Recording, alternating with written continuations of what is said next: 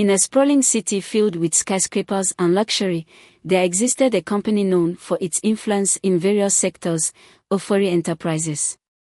At the helm of this empire was Kwame Ofori, a man revered by many as an example of success and power. He commanded boardrooms with a simple wave of his hand and had the kind of wealth most people only dreamed of. His name was synonymous with success, his decisions shaping industries, and his lifestyle a reflection of his immense fortune. But Kwame's success came at a price. It was a secret he carried with him, one that few knew about, and even fewer dared to question. Every year, as part of a dark and ancient deal he had inherited from his late father, Kwame was required to offer something in exchange for his prosperity, a young woman chosen to be delivered to a mysterious billionaire, Chief Jumo, who had a reputation for being both powerful and reclusive. Chief Jumo controlled vast swathes of the city's underworld and business landscape, and his wealth was immeasurable. Kwame had never questioned the arrangement. It was a tradition that had kept the company flourishing, and it was something his family had done for generations. But as the years passed, Kwame began to feel trapped in the deal. His power and wealth came with a constant, gnawing reminder that nothing in life is ever truly free. He knew that the price for success wasn't just money, but the lives of those whose paths crossed his. One day, as he walked through the offices of his company, his eyes landed on a woman he had never paid much attention to before. Zainabu Otieno was a janitor at Ofori Enterprises, someone who existed in the background, out of sight from the spotlight. She was quiet and hardworking, her every move unnoticed by those in the corridors of power. But there was something about her that caught Kwame's eye, a kind of strength, a dignity that defied the role she played in the company. Kwame was intrigued. He couldn't quite place it, but there was something in her eyes that seemed different from the other women he had encountered. Zainabu was not like the others. She carried herself with an air of quiet confidence, even though she spent her days cleaning up after the very men and women who ran the company. It was during a routine day at the office when the first real interaction between Kwame and Zainabu occurred.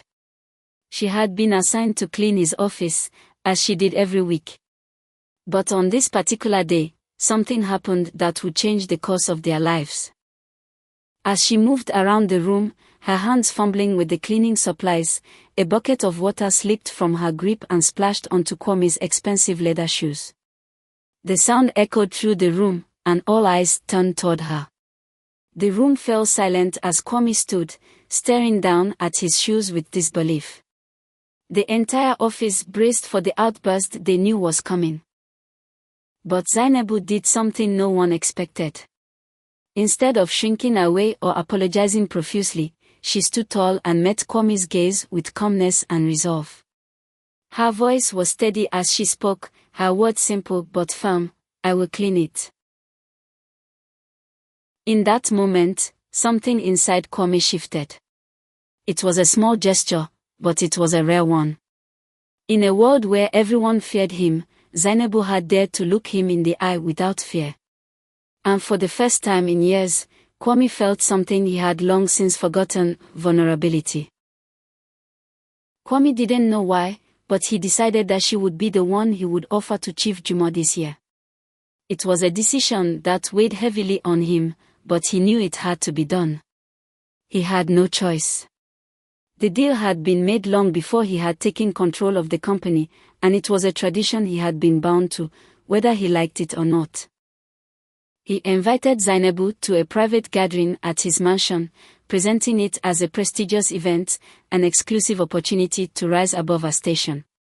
Zainabu, who had never been invited to such events, agreed to attend. But her reasons were different from Kwame's. She had heard whispers about the dark deal that had kept Ofori Enterprises thriving, and she had decided that it was time for her to confront the truth. On the night of the event, Zainabu arrived at Kwame's mansion, her presence graceful, yet resolute. She wore a simple dress that accentuated her natural beauty, and her demeanor was calm and collected, not at all what Kwame had expected.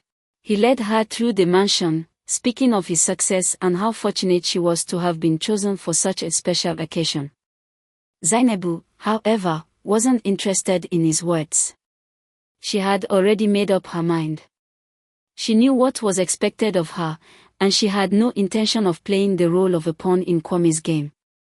Instead, she had spent weeks preparing for this moment, gathering evidence, observing the men who controlled her fate, and listening to their conversations. She had uncovered the truth about Kwame's deal with Chief Jumo and knew exactly how to turn the tables. When Kwame led her to Chief Jumo's private chamber, expecting to seal the deal, Zainabu revealed the truth. She presented him with evidence, documents, recordings, and photographs that exposed the corruption and deceit that had been hidden for so long. She had outsmarted them all. Kwame's world crumbled in that instant. Chief Jumo, enraged by the betrayal, severed all ties with him. His company was taken from him, his assets frozen, and his reputation destroyed. Everything he had built on lies and manipulation was gone. He was left with nothing, standing alone in the ruins of his empire. For the first time in his life, Kwame understood what true power meant. It was not in wealth or control, but in integrity and strength of character. He had always believed that power could be bought and sold, but Zainabu had shown him otherwise. In that moment, as his empire fell apart, Kwame realized that the price of love was not something he could ever buy. It was something that came from within, something earned through respect and honesty. Zainabu, meanwhile, found herself free. Zainabu's life flourished. She pursued her dreams, using her intelligence and resilience to rise above her past. She became an advocate for young women, ensuring that no one else would fall victim to the same exploitation she had endured. She carried no hatred for Kwame. Instead, she hoped he would learn from his mistakes and rebuild his life with integrity. Kwame, devastated by his fall from grace, began a new journey, one of humility and redemption. He returned to his village, seeking wisdom from the elders who had lived through much and understood the true meaning of success. They did not judge him for his past, but instead, they guided him toward a new path. Kwame worked with his hands, something he had never done before, learning the value of labor and humility. Years passed, and fate brought Kwame and Zainabu together again. This time, they met as equals, two people who had been changed by their experiences. There was no animosity between them, only understanding. Kwame had learned that true power was not about owning people, but respecting them. Zainabu had proven that no one was truly powerless if they chose to fight back.